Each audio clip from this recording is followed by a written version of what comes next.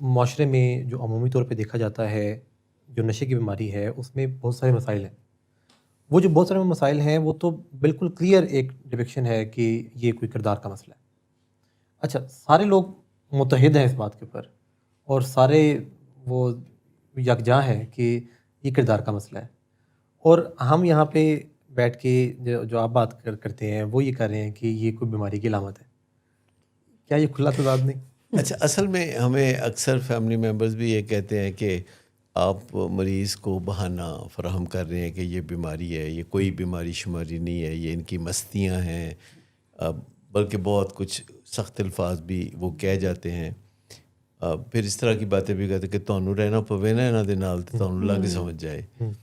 تو ہم انہیں پھر بھی بات کو سمجھانے کی کوشش کرتے ہیں، جیسے ابھی ہم نے بتایا کہ ہمارا ایک شعور ہے جسے ہم اپنا ہیومن برین کہتے ہیں، پری فرنٹل کارٹیکس کہتے ہیں، جو ہمیں دوسرے جانداروں سے ممتاز کرتا ہے، کیونکہ وہاں سوچیں جنم لیتی ہیں، وہاں خیالات جنم لیتے ہیں۔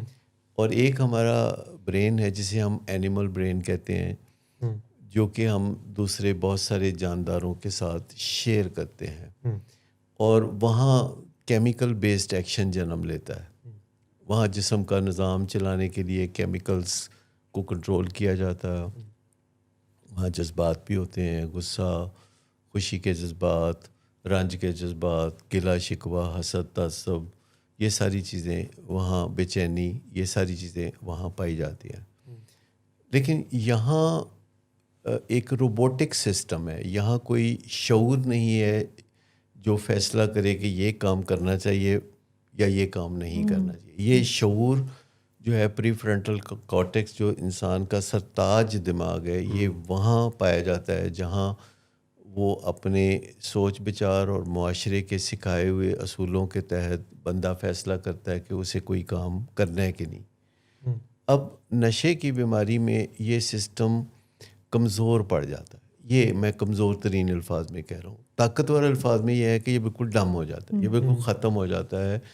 اس لیے نشے کے زیر اثر شراب کی بیماری میں یا منشیات کی بیماری میں لوگ بہت عجیب و غریب حرکتیں کرتے ہیں، اور فیملی ممبرز ہمیں بتاتے ہیں کہ ہمارے دکھ جو ہیں وہ بہت گہرے ہیں، کیونکہ مریض جو ہے وہ بعض اوقات ایسی باتیں کرتا ہے، بعض اوقات ایسی حرکتیں کرتا ہے کہ ہماری جان بوجھ کے کرتا ہے، ہماری زندگی اجیرن ہو جاتی ہے، اور ان کا کہنا ہے کہ وہ جان بوجھ کے کرتا ہے۔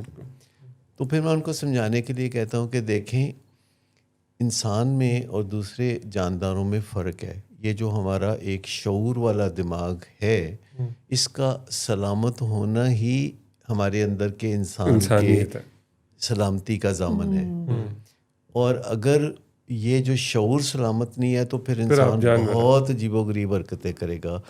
پھر میں انہیں مثال دے کے سمجھاتا ہوں کہ جب اگر کبھی آپ اپنے آنگن میں، اپنے صحن میں کسی مرغی کے پیچھے بھاگتے ہوئے دیکھتے ہیں تو آپ کے کان پہ جوں تک نہیں رینگتی، حالانکہ یہ مرغی کو ہراساں کرنے والی بات ہے، اور آپ کی آنکھوں کے سامنے آپ دیکھتے ہیں کہ بلاತ್کار ہونے والا ہے، جی، لیکن آپ اسے نارمل سمجھتے ہیں کیونکہ وہ مرغے ہیں، وہ جانور ہیں، ان کے پاس شعور نہیں ہے۔ یعنی کوئی 15 پہ کال نہیں ہو رہی، کوئی اس میں کوئی شکایت نہیں، کوئی اس میں مطلب کوئی بات نہیں ہے۔ مطلب یہ جانوروں کی زندگی میں کوئی رشتے ناتے، کوئی اخلاقیات، کوئی تہذیب و تمدن، کچھ بھی نہیں ہوتا۔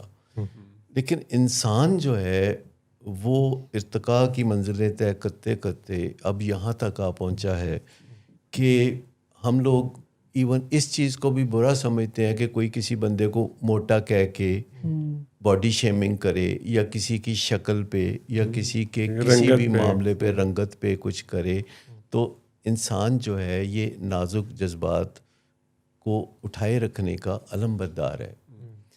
تو شراب کی بیماری میں جب ہمارا شعور جو ہے اس کو گرہن لگ جاتا ہے اور شعور کام کرنا بند کر دیتا ہے، تو اس کے بعد شعور سمجھے عضو معطل کی طرح فارغ ہو جاتا ہے، اور جو اینیمل برین ہے وہ کنٹرول سنبھال لیتا ہے، کیونکہ ہمارے جسم کا نظام ہی ایسا ہے کہ اگر ہمارا شعور کنٹرول نہیں کرتا تو اس کا مطلب یہ نہیں کہ ہم فی الفور مر جائیں گے.